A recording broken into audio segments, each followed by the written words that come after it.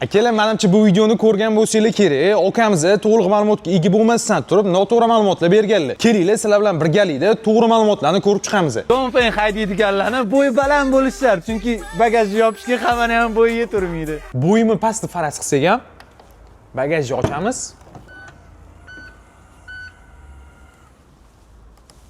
Qo'lim yetyapti. Agar bo'yingiz 150 sm bo'lsa ham, bemalol bagaj o'zingizga mos olsangiz bo'ladi. Tras bu yoqqa o'tasiz, mana bundan 73 urasiz. Aynan 3-qator o'rindiqlarida faqat ikkala oyog'i yo'q odam mazza qilib o'tirib keta oladi. Bo'yimiz 175, oyog'imiz yo'qligi sababli bemalol spokойно o'tiramiz. Gibrid versiyasini haydaydigan bo'lsangiz, bыстрый zaryadkaga umuman qo'ya olmaysiz, chunki u yo'q. Bu 7 kilovatlik zaryadkan joyi. Bu bыстрый zaryadkaniki. Benzinniki bo'lmasa kerak. Aynan mana shu monitor nasrinasiga qarab xohlagan payti qotib qolishi mumkin.